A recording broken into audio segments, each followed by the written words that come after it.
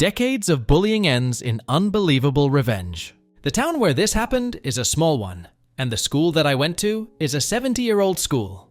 My granddad and my dad are also alumni of this school. Let me just start off by saying this, that the alumni of this school are really successful, and the school has had a long history of being very charitable and also offer amazing retirement benefits to teachers, depending on how long they've worked here.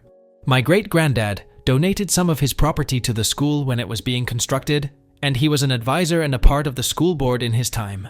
The school was an all-boys school up to 1996, when they had their first co-ed class, and is a full co-ed now. The school also has all classes, from kindergarten to high school, split in 2 buildings. The first one houses kindergarten to 5th grade, and the other has the classrooms for 6th grade to 12th grade. Part 1. Teacher versus Dad. The incident. Said teacher, we're gonna call her MD, was my dad's math teacher when he started high school. She was a young woman just finishing her teaching degree and was a master's in math and chemistry. At that point, she was the most qualified teacher the school had. Unfortunately, Maryland was also a nasty person. She walked into the class and the students were expected to be sitting in ready mode. Back straight, legs together, and hands on the laps, with only the needed textbook and a pencil to take notes on the margins. The class was expected to greet her with a good morning afternoon when she walked in, and she assigned tons of weekend homework. She would simply stop teaching for the entire hour-long class if one person spoke without having asked to speak. You couldn't drink water without her permission, couldn't go to the restroom, unless she finally saw your raised hand and asked you to speak. There were multiple cases of people complaining against that, but with her being the most qualified teacher there, the school board didn't take action. Instead, they supported her by saying that this would help discipline the students. But this is not even the beginning of it. Her exams were incredibly hard, and with the classes being full of teenage boys, they would talk, and even one of them doing so would cause her to stop teaching, and not teach until the next class. She would then lecture on a different topic, completely skipping that part of chemistry. Suffice to say, before the finals, the entire class was in a panicked state, trying to self-study enough to at least pass the class. My dad ended up getting 41%. Our education system said you failed the class if you had under 40%, so he was relieved that he passed. But when he went through his answer sheet, my dad noticed that his totaling was incorrect, and that he in fact had a 49 on that test. He raised his hand, and after about 5 minutes or so of him just sitting in his seat, calmly, with his hand raised, he was called on, and MD asked what the problem was. Dad told her that there was a totaling mistake in the final and that he actually had a 49. This somehow offended her. Instead of calling him forth and checking his paper, Marilyn decided that it was simply impossible for her, a master's in math, to make a mistake in something as simple as addition. She waved him off, and my dad was shocked. But she just calmly turned to the next person with a question. My dad, on the other hand, was not happy. He walked up from his seat, which was basically considered a crime in her class, and put the paper on MD's desk and started totaling his points loudly. MD incredulously watched him do that and was at a loss for words.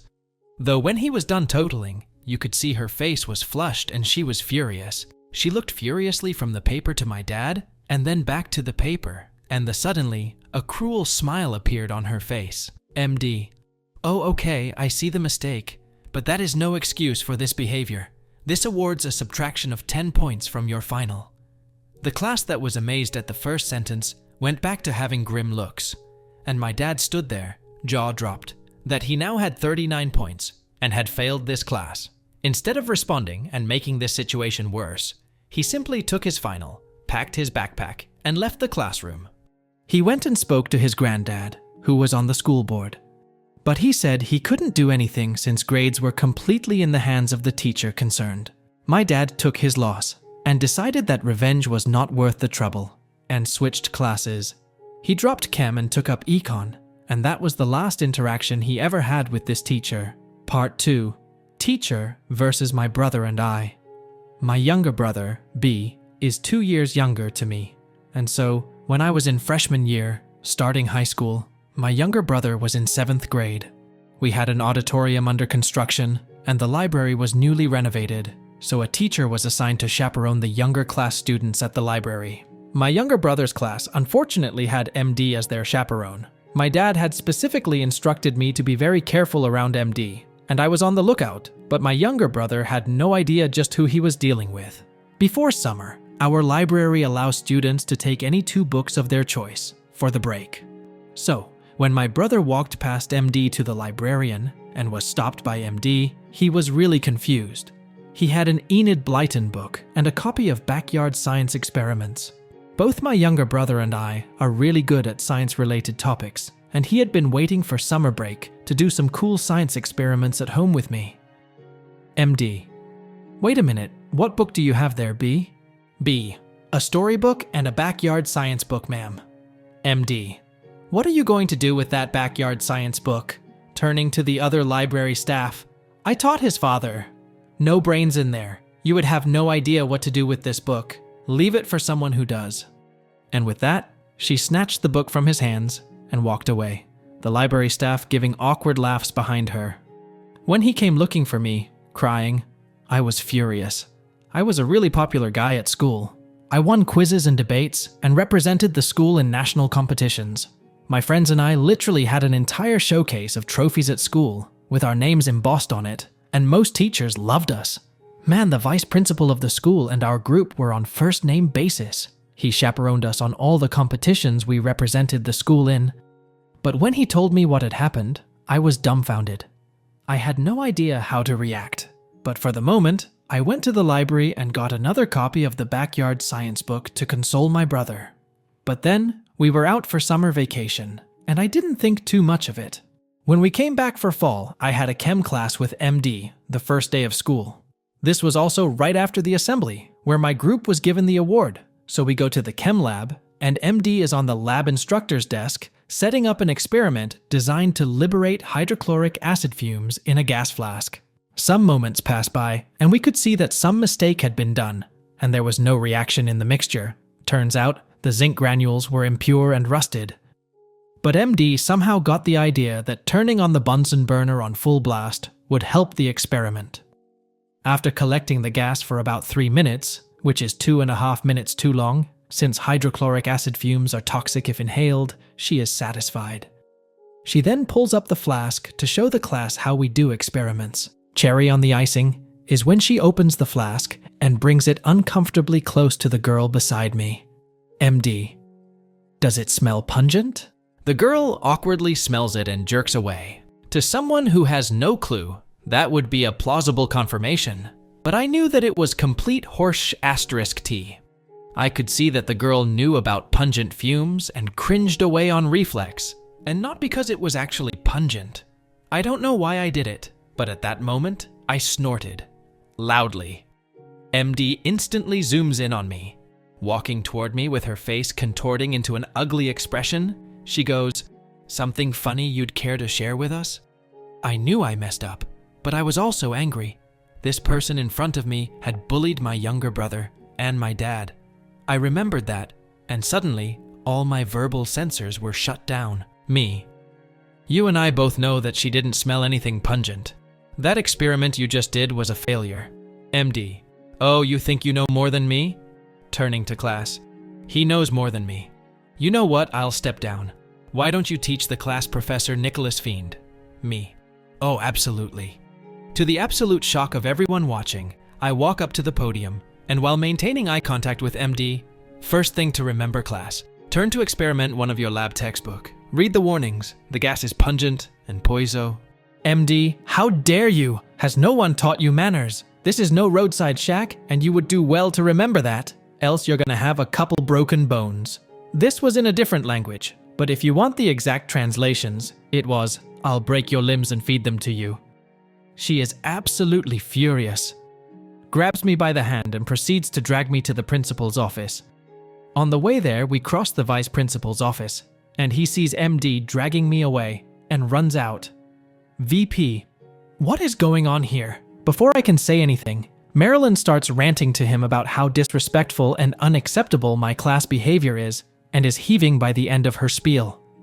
The VP gives me a searching look and then responds with a, "Go back to class, MD, I'll deal with him." We head back to his office, and he offers me a seat and a glass of water. VP, "What actually happened in class, Nicholas Fiend?" he asks with a sigh. I tell him exactly what happened. Once he hears my side of the story, he looks at me incredulously, asks me if I really went to the podium and started lecturing the class. I look up and see the gobsmacked look on the VP's normally reserved face. Imagine someone who looks like a male Minerva McGonagall being completely shocked. I couldn't stop myself.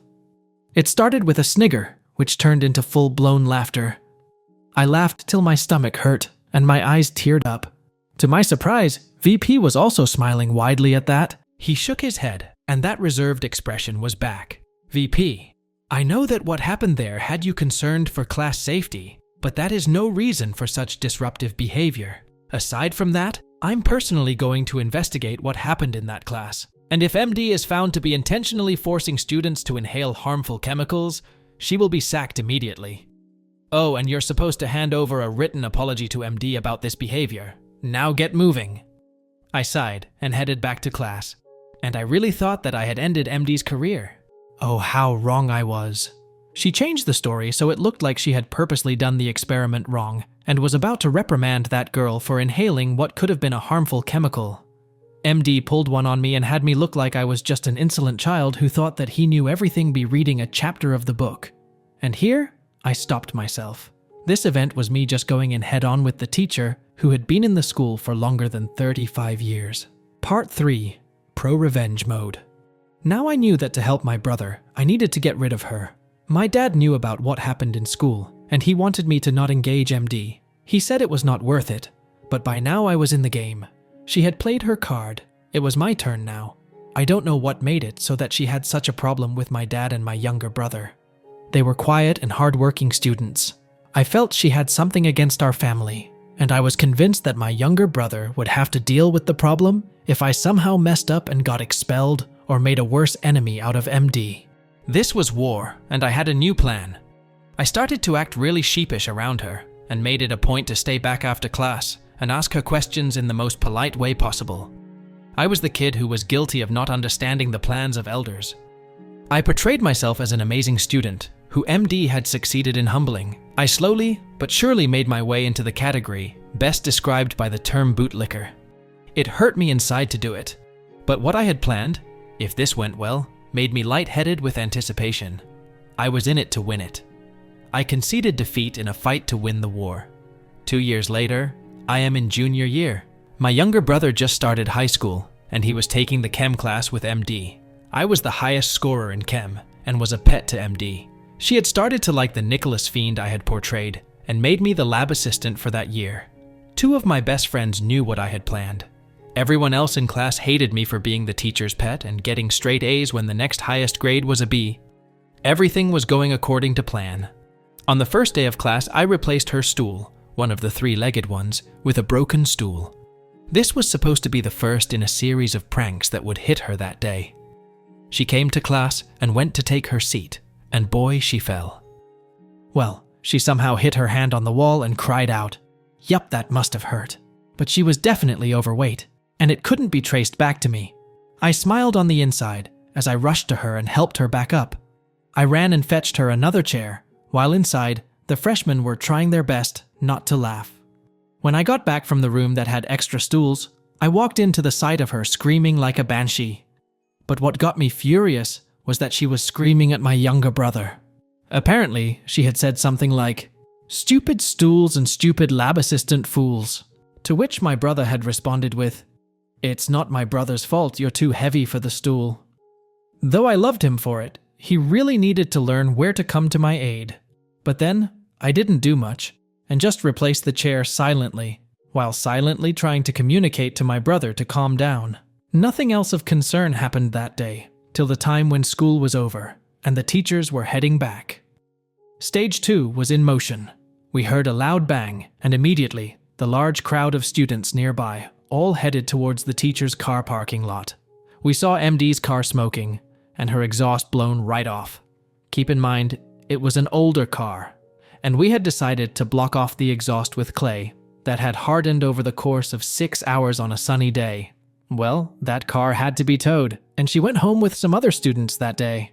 She didn't show up to school for 2 days after that, but she did show up to school on the 3rd day which was a half-school day, because our country celebrates Teachers' Day. It is tradition that students go to their teachers, current and old, and wish them the best, give them cards, gifts, etc. This was by far the most ambitious prank pulled in the school that I know of. The 2 days she was absent, we went around telling people to not visit her on Children's Day. It helped a lot that my friends and I were some of the most popular people in school, and with the other cool guys and girls agreeing to that, we spread the word and got confirmation that no one from the entire class in my year was going to go to her to wish her on Teachers' Day. But what actually happened was something no one could have expected. I guess it could have been because we acted so fanatical about it that our classmates spread the word to all their friends, and no one, not a single person in high school, went to her on Teachers' Day. It was the most amazing feeling of accomplishment I have ever had. She had made this situation for herself. By being the nastiest person I've ever seen, it was no surprise that people were fine with doing this to her. For the first time in 70 years, in our school, a teacher had not had a single well-wisher on Teachers' Day. Well, things are never perfect, and as it so happened, word of what had conspired got to her. The next day, I had just set up the lab. The freshmen were getting settled in, and here comes MD, anger radiating from her in waves. She walks up to me, and I get the hardest slap I have ever gotten in my life, right across my face. I'd hate to admit it, but that left a blue mark on my cheek, and my nose and lip bleeding. My younger brother, who saw that happening, ran towards me, but my shock slowly subsided, and I smiled a bloody smile that probably scared him. I told him to go get the vice principal. 20 minutes later, I was in the school emergency room, with a nurse wiping my lip and me holding a cloth to my nose. The vice principal comes in with the principal and 2 cops in tow, and they inform me that my parents have been informed and ask me if I would like to talk about it now or when my parents are here. I say that I can answer their questions as soon as my lip is bandaged. So I tell them about the cases of bullying against my brother and also tell them that she is a really incompetent teacher. I tell the principal that he could check the school average in science subjects. And sure as I guessed, in the average scores in the national exams, we had physics and biology come in at 92 and 90, with chemistry at a surprising 79. Topping that off with assault charges, and she lost her license to teach 2 years before she retired, and with that, lost amazing retirement benefits that the school offered. Her car also had no insurance. That is not all though. One could ask what would be worse. Well, consider this. The fall she had off the stool had her go to the hospital for an X-ray of her wrist and hip that she suspected might have broken. Well, the wrist sure had a hairline fracture. The hip was fine. But well, the X-ray showed another thing. I don't think it is normal for anyone to laugh when someone is diagnosed with stage 3 cancer, but I did. Also, I later met with her only living family member, her nephew, who had long cut all contact with her, but had been contacted by the police and the hospital. He had flown back from the US for this. That's where I found out the truth. Well, I could never have guessed what I found out there. MD's mom was my great-granddad's niece, through my great-granddad's younger brother, who had stolen money from the family and tried to kill my great-granddad. Well, he was disowned. Good Shasterisk tea. And no one knew this entire time. Well, not that anyone would care. Happy that the nasty woman is out of our lives. For good this time. Apparently she died last year, with no one by her side.